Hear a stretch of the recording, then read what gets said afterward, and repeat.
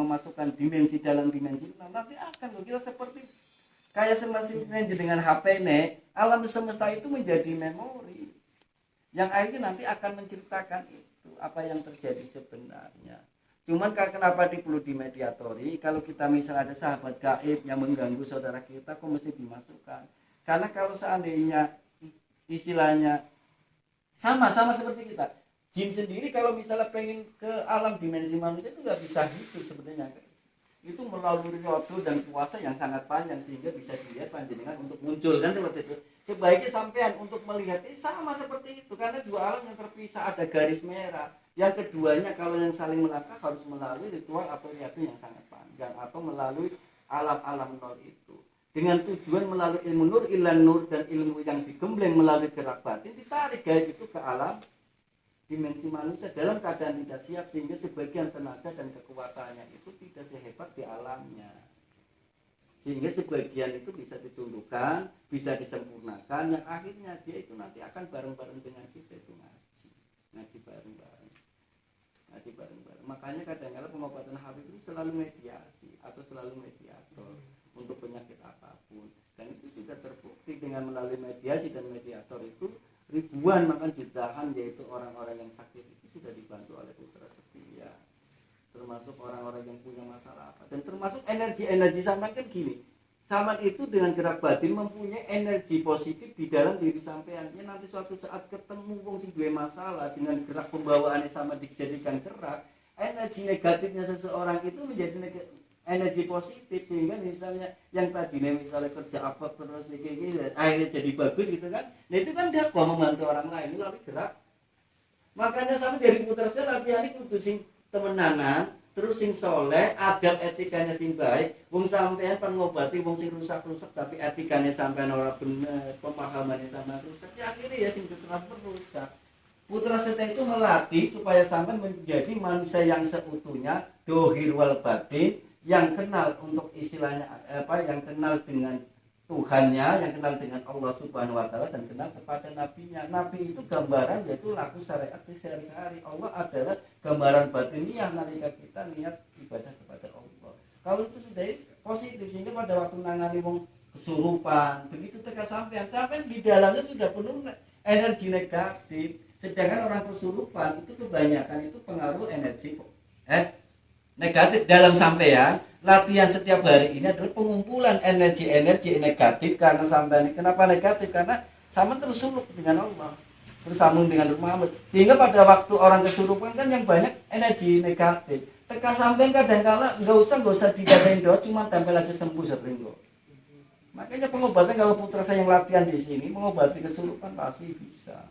Karena di dalam diri sama dengan gerak batin latihan apalagi jurus syahadat 1 sampai 7 itu ya, syahadat 30 sampai 7 itu semua gerakan yaitu gerakan energi negatif semua. Kalau kita gerak terus berulang-ulang akan terkumpul dalam diri kita yaitu jiwa yang kuat. Yang kedua dipenuhi dengan istilahnya pengaruh-pengaruh negatif dari amaliyah sampean sehingga begitu datang ke orang yang kesurupan bisa ikut. Dan energi negatif juga itu sebagai tolak bala yang saya jelaskan tadi untuk ilmu kebal. Kelihatannya sepele, latihan semangat, jangan jenuh, ya kan? Kelihatannya itu saja. Memang ya seperti itu. Mau apa lagi? Ini sama dengan ngumpulan ya seperti itu. Nanti manfaatnya setelah sama tidak latihan pada waktu pengobatan. Jadi mediasi itu dalam putra saya itu bukan istilahnya kita itu minta bantuan khodam atau minta bantuan tindak sama sekali tidak. Itu sebagai cara bahasan aku ngobrol dengan soibi nih guru muda kan dengan kisah kita apa sekedar itu aja. Dan poin pengobatannya dari doa dan dari energi nur ilan nur yang ada di dalam diri sampai. Ya. Beda. Terus pendamping di putra saya juga bukan khodam atau pembantu kita yang bisa disuruh sini-sini enggak. Yaitu makanya itu sahabat gaib itu hanya karena kita itu memang bisa masuk seperti itu. Nanti untuk penjelasan lebih rincinya bisa lain karena untuk satu pertanyaan itu kalau pertanyaan tadi itu harus dijawab itu mungkin berapa jam aja nggak bakalan cukup. Jadi garis besarnya itu ya. Nanti kalau pengen ini melu ngaji, kita mulai paham. Ya yang lain itu selanjutnya jadi silakan materi. Assalamualaikum warahmatullahi wabarakatuh. Saya dari Susanto. dua hal guru. Yang pertama, apa sih latar belakang guru besar itu memilih perguruan Putra Setia namanya? Terus yang kedua, semenjak saya ikut latihan itu dari 1 sampai 30 ya, ada beberapa gerak yang sama, bukan mirip tapi sama. Itu saya tanda tanya kenapa begitu. Itu aja. Gerak yang sama, gerak di bagian gerak apa contohnya? Contohnya gerak nomor yang menggunting nomor 6 sama nomor 29, terus gerak kuda-kuda dari nomor 8, 20, 30 ya. Jadi yang pertama saya jawab pertanyaan pertama ini paling akeh untuk ditambah ya. Jadi latar belakang kenapa guru besar mengatasnamakan Putra Setia. Jadi kalau Putra Setia sendiri sebenarnya bukan nama Putra Setia, itu bukan ide dari guru besar sendiri sebenarnya. Kalau untuk dari guru besar itu ikatan silat membela diri. Kenapa? Engkau nanti suatu saat ada pertanyaan, kenapa kok enggak bela diri seperti yang lain? Barangkali ada pertanyaan itu.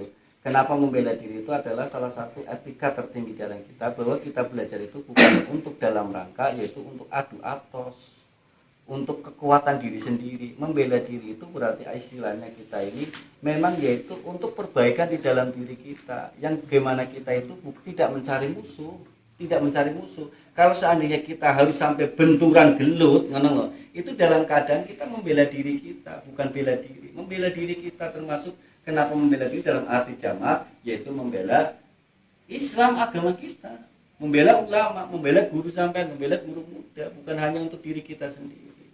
Dan nama Putra Setia itu pada waktu itu karena perkumpulan majelis yang jelaskan di awal tadi, terus di situ ada latihan gerak-gerak silat atau gerak-gerak yang itu diajarkan. Sebenarnya ajaran itu bersumber dulu ya ada, yaitu untuk kaum sufi itu mengajarkan seperti gerak-gerak, akhirnya dituduh sesat. Asas prakasa yaitu Deng Hasan pada waktu itu masih menjadi jabat lurah, menjadi lurah, yaitu supaya putra saya dimasukkan ke IPSI. Dan nama ikatan silat membela diri itu bagaimana kalau seandainya ditambahi Putra Setia, dan Habib itu sangat setuju, karena tujuan dari Putra Setia itu adalah bahwa itu membuktikan, menunjukkan kepada masyarakat bahwa ini bukan aliran sesat, ini kita sedang membina yang namanya putra itu. Terus bagaimana perempuan, nah seperti itu kan, perempuan yang jenisnya putra itu dalam arti anak, sebenarnya nggak ada laki-laki, ada perempuan, termasuk perempuan semuanya putra semua, bukan berarti putra terus pria, enggak seperti itu. Karena hakikatnya kalau kita pembahasan, kalau lihat dari, karena jalur keilmuan putra adalah jalur ketauhidan dan hikmah. Kalau berkata anak itu ya seluruhnya dari perempuan dan atau laki-laki, baik tua maupun muda, semuanya anak. Nah misalnya wis tua, misalnya jenggotnya pasti anaknya wong tua. Ini semuanya anak dari keturunan Adam. Jadi yang dimaksud putra misalnya, nah, dengan satu tujuan yaitu yang setia kepada guru muda setia kepada orang tua, setia kepada Allah, setia kepada Nabi, setia kepada orang tua, dan setia kepada perguruan termasuk kepada guru-gurunya. Itu Pak. Jadi kalau kita itu juga sesuai dengan ajaran Rasulullah, sesuai dengan ajaran Islam, bahwa ridho Allah wa ridho walid, dan bahwa ridho orang tua itu adalah ridho Allah itu bergantung kepada ridhonya orang tua. Kita mengharapkan ridho dari Allah, kita mengharapkan ridho dari Kanjeng Nabi. Kalau kita tidak menjalankan, yaitu istilahnya, walaupun misalnya kita tidak menjalankan sunnah, berarti kita yang nggak mendapat ridho.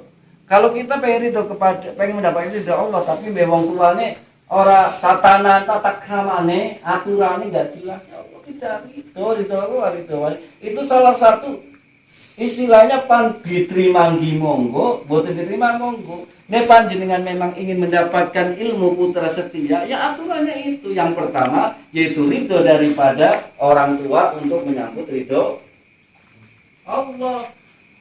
Baik dengan orang tua, menghormati orang tua untuk mendapatkan ridho Kanjeng Nabi. Terus yang kedua ridho guru, yaitu dengan keilmuan. Tidak bisa panjenengan misalnya belajar silat terus hebat, ilmunya bisa ngalahkan gurunya, terus sama lawan guru, tidak bisa.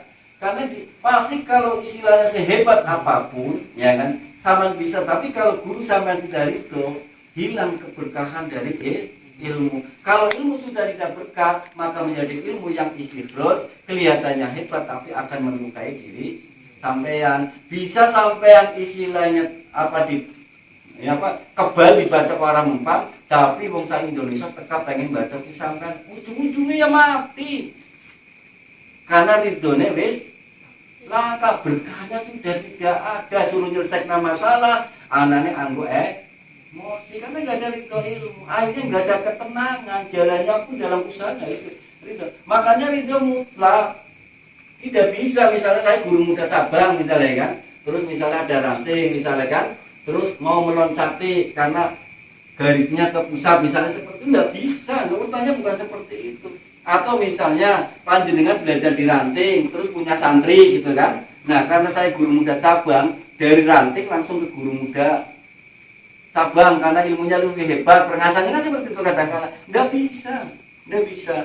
Urutan putra itu sesuai dengan ukuran dari isi, ukurannya harus rapi, harus tertata dari pelatih sampai misalnya sampai latihan di lapangan, ada guru muda lapangan, ada pelatih. Nah, misalnya sampai orang hormat kalau pelatih lebih hormat dengan guru mudanya yang di lapangan, pun tidak bisa seperti itu. Urutan keilmuan yang sampai pengen bisa mendapatkan nur ilan nur laduni, aturan di dalam perguruan sampai yang di depan pelatih, hormati pelatih, nalika ada pelatih layaknya seperti menghormati guru muda. Ada guru muda yang sama menghormati selayaknya, yaitu sama menghormati guru besar. Dan urutannya bersambung, berjenjang seperti itu, karena kita kalau keilmuan harus jelas. Jadi nggak bisa walaupun sama hebatnya kayak apa. Dan ilmu putra setia itu disatukan, itu bisa lubangnya lewat mana, bukan berarti misalnya guru mudanya sana gitu kan, terus ini berarti saya hidupnya sana, tidak bisa. Karena di dalam perguruan itu Habib sudah meridhoi bahwa ada cabang juga ada ranting. Habib juga sudah meridhoi ada pelatih, asisten pelatih, juga ada guru muda lapangan dan ada guru muda cabang. Kalau misalnya diloncati, ya kita lihat, iya serius nggak bisa. Walaupun mungkin secara manusia guru muda itu tidak ada masalah, karena banyak dari putra setia, banyak yang mentang-mentang mungkin sudah misalnya kita langsung itu akhirnya nggak bisa seperti itu. Tetap maksudnya, makanya di awal walaupun seperti apa, kalau saya tanya bagaimana mendapatkan ilmu, yang membiat saya itu dulu Abang Irwan, dan saya juga menghormati guru muda yang lain, kan tidak ada bedanya di BR dengan Abang Iwan atau guru muda yang lain, tetap menginduknya yaitu ke Habib Mukhtar. Tidak ada beda, tidak mesti misalnya sampai cabang, misalnya saya suka pengen masuk ke perguruan putra setia latihan di ranting lain, terus mesti di BR ulang, itu termasuk ya pemahaman keilmuannya itu masih dangkal, nggak ngerti. Tidak perlu pembeatan itu janji. Kalau misalnya hanya sebuah janji, kesetiaan terhadap perguruan itu menyakup keseluruhan. Nah, kalau sama pengen belajar di ranting, ya silakan belajar di ranting. Mau belajar di cabang mana, silakan bawalah putra setia. Karena setiap guru muda itu mempunyai tata cara dan pembelajaran yang beda-beda. Tapi di situ ada sumber ilmu. Tapi kalau yang itu seperti itu nggak beda. Jadi istilahnya di situ, kalau panjenengan enggak itu nggak bisa. Dan di dalam putra setia itu kadang-kala ya ini yang salah kaprah lagi, bahwa kita itu perguruan itu ada yang garisnya sudah jelas bagaimana dari cabang nanti akan ada intrusi dari pusat akan ada intrusi dari ranting, cuma itu mutlak untuk menjadi hak daripada guru mudanya. Adanya dibentuk kepengurusan itu dalam rangka yaitu untuk melancarkan kegiatan-kegiatan baik yang ada di cabang maupun yang ada di ranting atau untuk pusat, supaya tertata rapi. Nggak bisa. Jadi saya pesan untuk seluruh santri-santri putra setia, bukan berarti terus misalnya panjenengan di BR misalnya di ranting terus sudah belajar di cabang, saat di cabang salam takdim dengan guru muda cabang, saat di ranting sama tadi ke ranting. Tapi kalau salam yang belajar ke cabang juga memang izin guru muda ranting. Nah begitu izin guru muda ranting terus tidak boleh, nah itu lain lagi. Misalnya sama di ranting, ya kan, aku mau ngikut kegiatan di cabang terus guru mudanya melarang, sama lawan tidak apa-apa. Ya datang aja ke ranting. Karena kalau sudah istilahnya seorang guru muda terus sudah memutus yaitu untuk silaturahim dengan alasan-alasan menurut akalnya sendiri, misalnya takut nggak kuat, takut apa, kadang-kala kita melebihi kapasitas kita sebagai ahli dakwah. Itu yang diperingatkan oleh Allah, yang pada waktu Kanjeng Nabi itu, pada waktu dakwah Kanjeng Nabi merasa gelisah. Karena apa? Puluhan ini nggak ada yang ikut. Maka kata Allah dihibur, ayatnya sudah jelas. Kang Muhammad, tugas kau hanya menyampaikan urusan hidayah loh. Itu urusan Gusti Allah, bukan urusan kita. Seperti di sini sama pan pinter panora ya. Tugasnya guru muda Soibin saya itu hanya menyampaikan apa yang pernah saya belajar dari guru besar dan apa yang kita dapat atau dari hasil kajian-kajian nalika kita berguru tentang agama. Masalah sampai man paham bukan paham, nalika paham yang memberi paham yaitu Allah Subhanahu wa taala. Nalika aku ngomongnya salah, kesalahan memang dari saya karena kebodohan, tapi nalika benar hakikatnya Allah lah yang telah menjaga hati guru muda supaya benar. Itu kan gampang. Jadi enggak ada wajibnya izin. Nah, wajib izin, ya kan? Tapi tidak ada wewenang kalau untuk lebih tinggi loh. Misalnya dari ranting mau ke cabang, wajib izin, tetapi istilahnya bukan menjadi terus nggak boleh. Tetap kalau panjenengan ikutin naluri hati. Tapi kalau guru mudanya sampai ngomong di ranting, jangan ke cabang misalnya kan? Dan menurut sampean paham demi ketatibannya nggak ada masalah. Tetapi jangan masalah itu. Gitu. Intinya nalika sama sudah izin terus guru mudanya tidak boleh, tapi sampai memaksakan untuk ke cabang, itu bukan kategori bahwa itu termasuk su'ul adab dengan guru mudanya. Kadang kala salah dalam istilahnya mencerna apa yang disampaikan guru muda, yang dimaksudnya bengokannya guru muda cabang itu lebih besar, yaitu untuk guru mudanya sampean, dalam artian yaitu untuk mempererat silaturahim. Tetapi kalau misalnya sebagai guru muda sudah membatas-batasi, itu sudah salah. Guru muda nih, termasuk kita tanding dengan pusat, nggak bisa. Misalnya di sini lebih hebat dari pusat, nggak bisa. Riyadul Ilmu Habib tetap di pusat, yaitu tempat tinggal terakhir Habib. Tetap nih panjenengan ada uang, untuk sekali-kali ikuti kegiatan yaitu acara di pusat, karena ini jauh. Karena itu salah satu riyadul keilmuan jenengan untuk mencapai tingkatan kesempurnaan keilmuannya di sana. Seperti kalau kita pengen Islam, kalau kita sudah kuat maka kita berhati untuk mencari sumber kekuatan itu. Kita majelis hikmah loh, majelis ilmu dalam pemahaman harus rangkap, harus ganda. Paham ya? Jadi maksudnya yang ini ada ranting, yang di ranting-ranting, silakan kalau belajar di cabang izin guru muda ranting. Tapi tidak guru muda ranting tidak berhak untuk boleh dan tidak. Sama ukur wajibnya izin ya. Oli itu mangkat. Paham ya? Bukan dalam rangka pembantahan. Karena ini kalau cabang itu kalau sudah kita berani cabang, kalau misalnya kita pengen mengatur sendiri ya harus jadi cabang, istilahnya seperti itu. Bukan diranting lagi, harus jadi cabang. Aku nggak enak nggak ikut cabang Tegal misalnya, ya silakan bukan di kabupaten lain, karena satu kabupaten itu cabang hanya satu. Bukan cabang, baru kita mempunyai hak yang seperti diberikan oleh guru besar atau oleh Allah, yaitu hak cabang. Nah, gitu. Jadi tidak bisa. Jadi cabang itu bukan pilihan, jadi guru muda cabang bukan pilihan. Memang seperti itu. Jadi sekarang banyak kadang-kala salah paham, merasa sudah bisa keilmuan, pengen berdiri sendiri seakan-akan keilmuannya sudah paling hebat, seakan-akan kita itu sudah dekat dengan alam pusat. Banyak sekali godaan-godaan.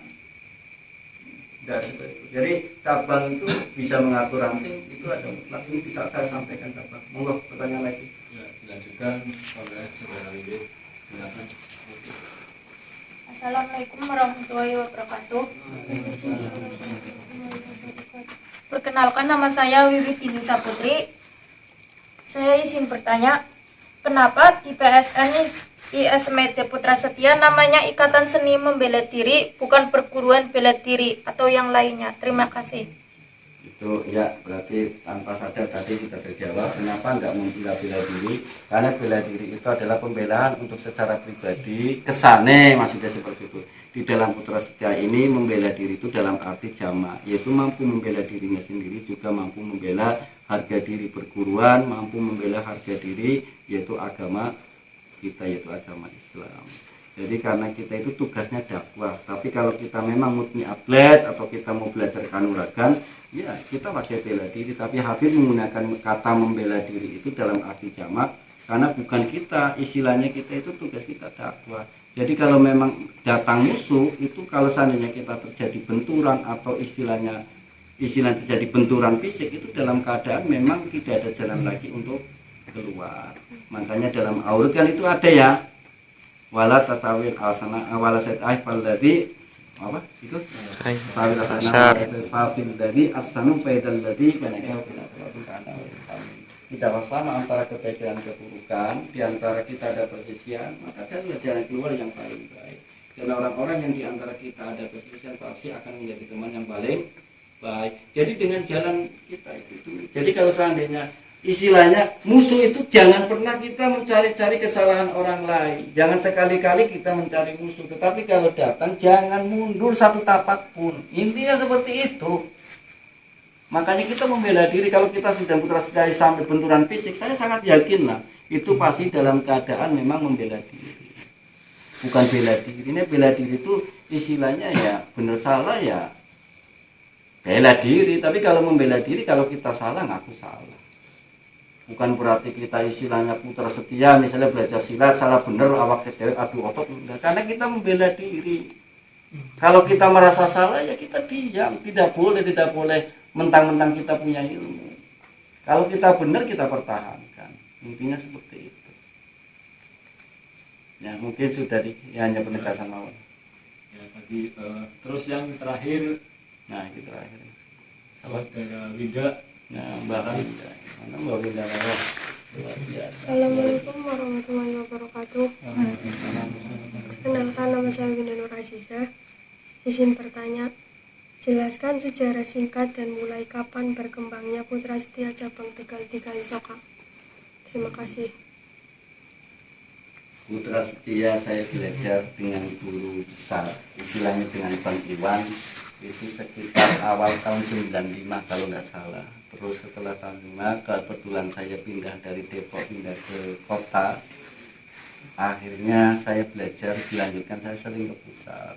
Itu seperti yang dikenalkan oleh guru saya sendiri, yaitu Abang Iwan dengan Habib. Dan kebetulan saya sendiri itu dalam menimba ilmu itu kemungkinan pada waktu Habib Mukhtar guru panjenengan itu guru muda itu bukan orang yang istilahnya dikenal di pusat, karena kita itu jarang aktif istilahnya di organisasi terus terang saja.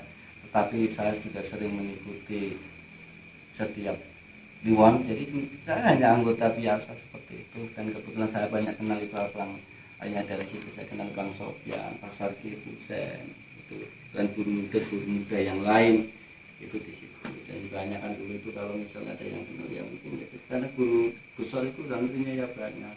Saya dibilang dekat dengan Habib ya dulu pada masa itu tidak terlalu jauh juga enggak. Tapi saya sering silaturahim yaitu di acara-acara di luar kegiatan.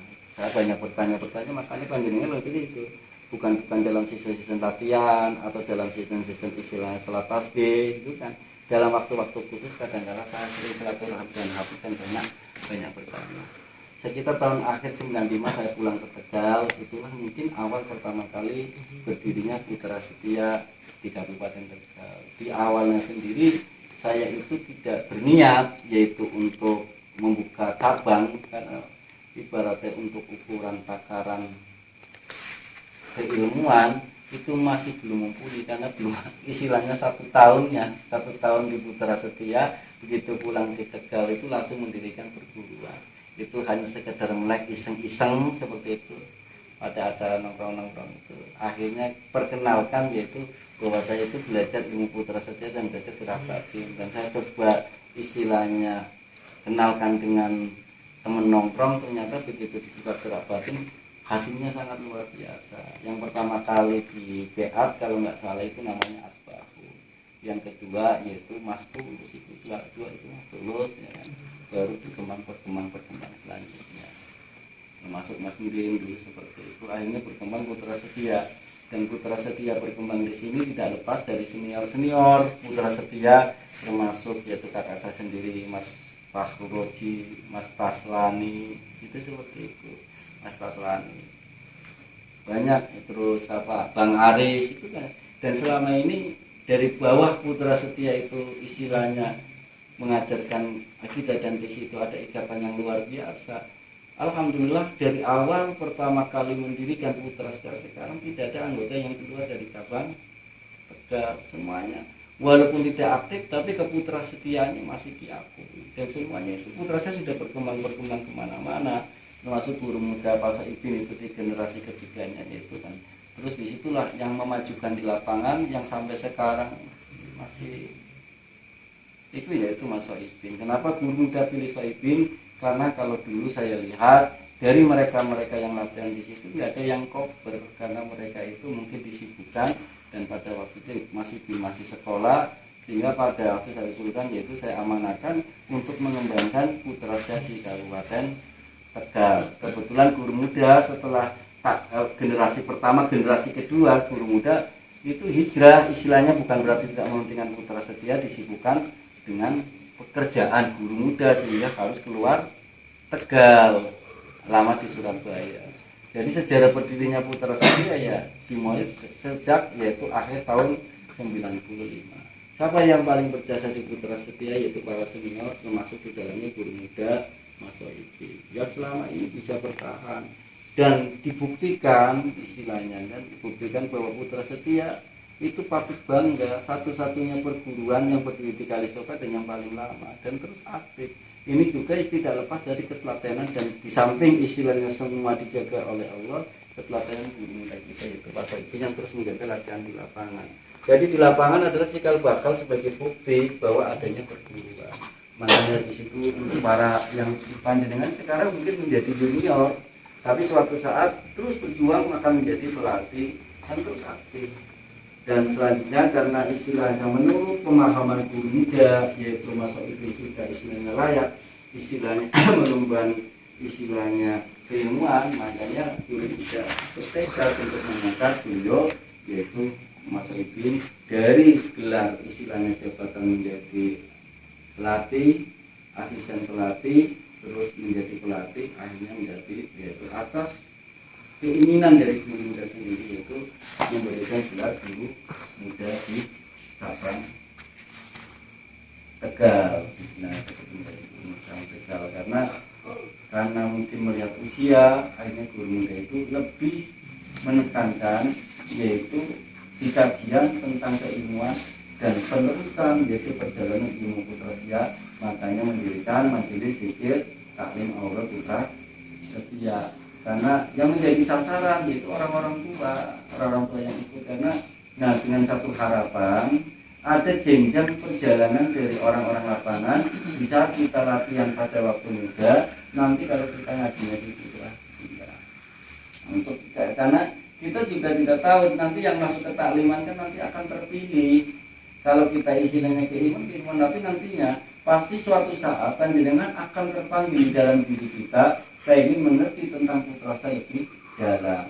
Kalau kita membahas di sini tentang keputrasetiaan, sebenarnya yang dibahas itu latihan keras dan bagaimana aturan-aturan pencaksilat yang menjadi target, yaitu prestasi di dalam perlombaan. Tapi kalau kita belajar bicara keilmuan di dalam Putra Setia yang menjadi target, bagaimana kita itu menjadi hamba terbaik, yang menjadi umat terbaik Kanjeng Nabi, menjadi hamba terbaik Allah, bagaimana kita nanti istilahnya selamat di dunia dan kita selamat di akhir. Prestasinya nalika kita itu sudah ibadahnya yaitu lebih sempurna, pemahaman keilmuannya sudah sempurna, akhirnya kita bisa berdakwah.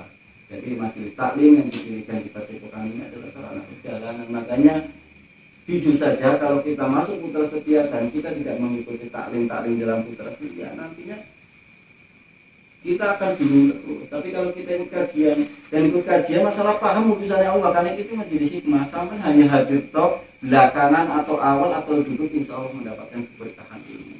Dan panjenengan akan paham setelah sampai nanti sudah di luar atau sudah berumah tangga baru paham. Karena ini ada salah satu berkah. Kalau kita bicara berkah ilmu, itu nggak bisa dijelaskan.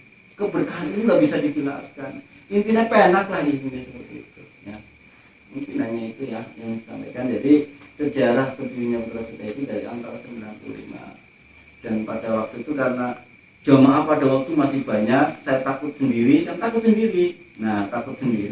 karena jurus juga masih belepotan. Akhirnya saya sendiri secara khusus belajar ke Depok, langsung belajar ke Habib, yaitu untuk mengubah keilmuan supaya keilmuan tidak sampai pupus. Dan dilanjutkan karena keliling terus ke luar pulau, dan saya itu banyak kaji pengajian-kajian hikmah dari guru-guru yang lain, di mana kita bisa menemukan tataran keilmuan Putra Setia ternyata sangat luar biasa, sudah komplit. Jadi saya tahu Putra Setia luar biasa dari hasil ngaji. Di luar tuh ada ngaji tentang agama, belajar di kitab-kitab yang guru dan seluruh guru muda yang kan istilahnya di situ mengatakan ilmu Putra luar biasa, dan kita pengemban amanah Nurinan, termasuk kita lah yang dicari, yaitu Nur Muhammad. Jadi kalau pengen dicari Nur Muhammad di dalam Putra Setia, atau kita mendapatkan laduni, yaitu pesan Habib, yaitu tingkatkan ketakwaan di dalam diri kita. Semakin takwa kepada Allah, maka semakin harapan kita untuk mendapatkan Nurinan semakin besar, dan kita menjadi hamba Allah, bukan hamba yang dicari Nurinan Nur, yang dicari Nurinan Nur. Dan Nur Muhammad itu akan masuk di dalam segi kehidupan kita. Sing senang terapi pijat nanti akan mendapatkan ilmu pijat yang luar biasa. Sing senang dagang akan diilhami dengan dagangnya. Sing sekolah akan diberikan kecerdasannya. Itu seperti banyak yang nanti tergantung kecondongan dalam hati kita. Jadi mudah-mudahan kita secabang Tegal, kita juga selalu didoakan. Kuncinya, doakan bimbing dari sampean, doakan pelatih sampean, termasuk untuk doakan yaitu guru muda guru saya yaitu yang menjadi guru sampean semua, yaitu Dewan. Mudah-mudahan Putra Setia tetap jaya, terus menang. Dan untuk yang terakhir, mungkin ini pertanyaan sangat bagus sekali dan perlu disampaikan. Apa yang disampaikan guru muda ini adalah pemahaman-pemahaman yang dihasilkan dari pemahaman guru muda dalam mengkaji, yaitu apa yang disampaikan oleh guru muda. Bila mana salah, itu semuanya kesalahan itu dari diri saya, guru muda sebagai manusia biasa. Kalau seandainya ada kebenaran, insya Allah semuanya dari Allah Subhanahu Wa Taala.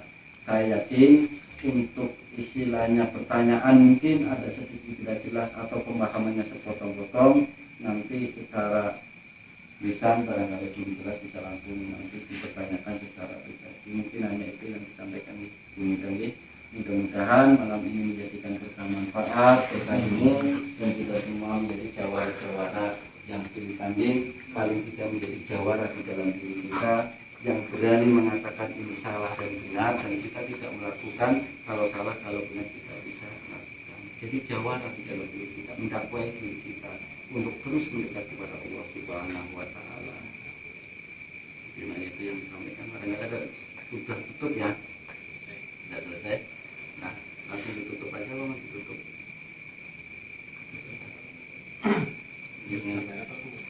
Yang ditutup nanti doa itu aja.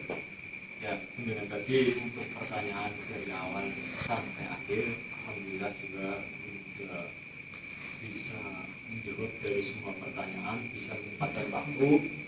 Maka dari itu untuk yang terakhir kita tutup bersama dengan membacakan doa. Pada berita kami persilakan.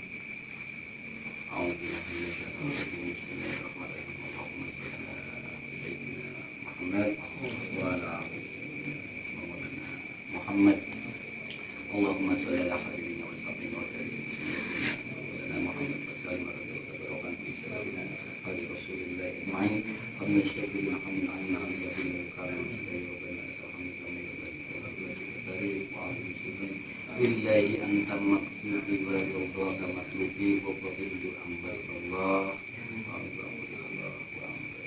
Allah Rabbi yasir wa la tu'asina Allah faqat qaribun wa basir jamil awliya khususan di masyayikhina Syekhuna Al-Habib Syekh Muhammad Mukhtar Rasulullah Muhammad Jadani, khususan di masyayikhina Abang Irwan, di masyayikhina seluruh guru muda putra setiap cabang maupun pusat dan ranting. Rabbi yasir wa la tu'assir nasallallahu wa fatuqaribul wa bagi seluruh keluarga besar putra saya dimanapun berada ya Allah. Rabbi yasir wa la tu'assir nasallallahu wa fatuqaribul wa bagi majelis hijrah aur putra setia. Rabbi yasir wa la tu'assir nasallallahu wa fatuqaribul wa bagi keluarga besar putra yang hadir ya Allah dalam acara pada malam hari ini ya Allah. Allahumma ya Allah qabul hajatina bil barakatil hajatina bil barakatil umurina bil barakah ilmi bil barakah manfaat ya Allah bil barakah manfaat ya Allah bil barakah manfaat. Rabbana atina fid dunya hasanah wa fil akhirati hasanah wa qina adzabannar subhanaka rabbika rabbil izzati amma yasifun alhamdulillahi rabbil alamin. Allahumma sholli ala sayyidina Muhammad wa as'ilil zalimin bil zalimin. Allahumma sholli ala sayyidina Muhammad wa as'ilil zalimin الظالمين وأخرجنا من بينهم سالمين وعلى آله وصحبه أجمعين يا الله بها يا الله بها يا الله بحسن الخاتمة. Assalamualaikum warahmatullahi taala wabarakatuh. Waalaikumsalam. Monggo sedaya nggih langsung permisi buka, ada acara lagi. Acara di Demak ya. Mustafa balik maqasidana wa firlana ya wasi'al karami wa habib kulazi turja safa'atu likulli hauli minal awwali mutahimi maulaya salli wa salim daiman abada al habibika khairil khalqi kullihim ya rabbi bil mustafa balik maqasidana wa firlana mamalo ya wasi'al karami huwal habibul ladzi turja syafa'atuhu likulli hawli minal ahwali murtaimi maulaya sholli wa salim daiman abada ala habibika khairil khalqi kullihim.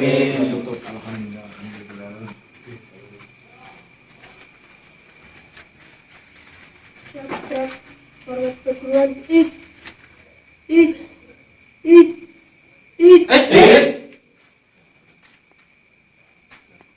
siap gerak balik kanan, kedua jalan.